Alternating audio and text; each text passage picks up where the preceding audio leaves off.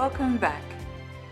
Today we're going to talk about non-verbal communication and some of the key ways we can use our non-verbal communication. When we think of non-verbals, we usually start with our face, with our facial expressions. Research shows us that we use up to 250,000 types of expressions when we communicate. And that's just one part of our body. So we need to know not just that we can use our face and our gestures and our body and move. We need to understand that not everything means the same in every place. While a smile is pretty much a smile in any country, there are other gestures or looks that we can give that can be completely differently interpreted by the people we're speaking with. Sometimes a little bit of research to understand the local culture we're going to speak to can help. That's why it can be easier to start at home. We know the culture. We know what's important. We know what can be confusing. There are 3 tips when we think of using our non-verbals well. And it is understanding these that will help people understand us better. The first is to remove what we call noisy movements. That is, movements that are just for the sake of moving. There are times in different parts of the world that hand gestures are one of the most important ways to communicate. In Italy, it can be complicated if you don't know the right gesture to reinforce what it is you are saying. You can create confusion. In some parts of the world, like Japan, any movement is seen as you are not in control, so it is a much calmer presentation.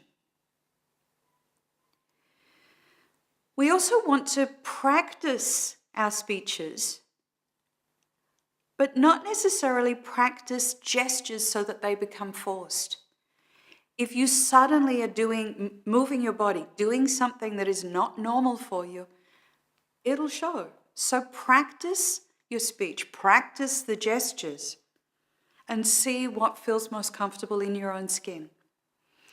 One good way to do this is to try recording your speech with the sound off. You'll see if you can be understood without the words that you're saying. And maybe you can adjust how you use your hands and your body, what part of the stage you move to. One important feature I want to focus on is our eyes.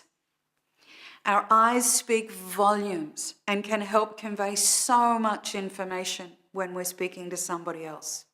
And it doesn't matter if we're speaking to 4 people or to 4,000. Our eyes help us communicate emotions. They help us engage with other people.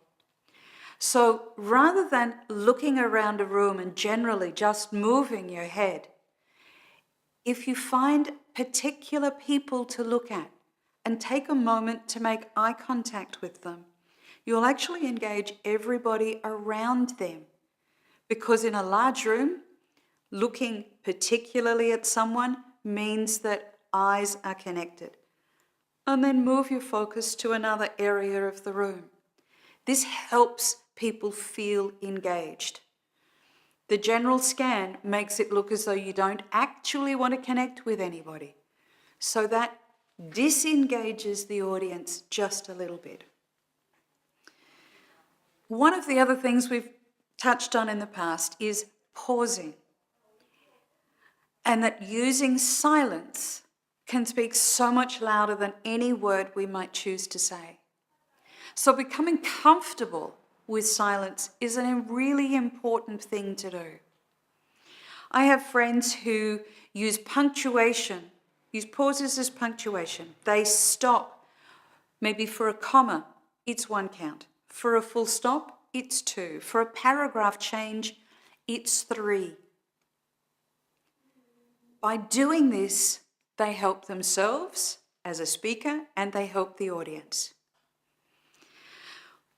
When we pause, it helps us keep track of what we're about to say.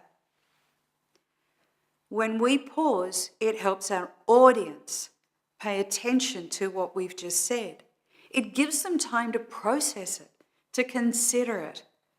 Gives them time to catch up if we're also using a slide deck. If we don't stop from time to time in our speech and give people room to breathe, we lose them. We know what we're about to say. We're inviting them on a journey. By pausing, we let them go, yeah, I'm still on this ride. Where are we going next?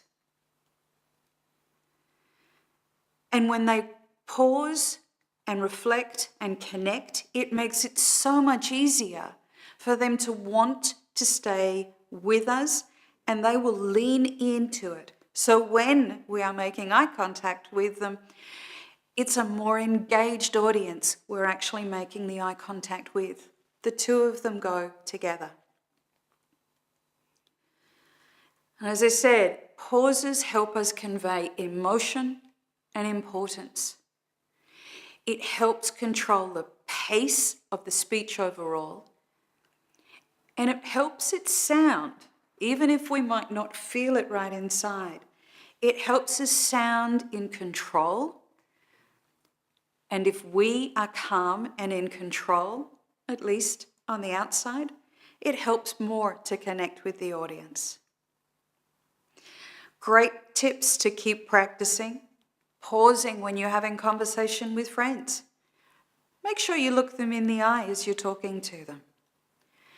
And importantly, when we do both of those, it actually helps us remove those filler words. Like, as is done so often. Because that's not how we normally speak to our friends. So, by pausing, by choosing to remain silent and smile at somebody, or at least look at them, depending on the speech, we help them come with us on the journey. Have a great week, enjoy practicing, and we'll see you soon.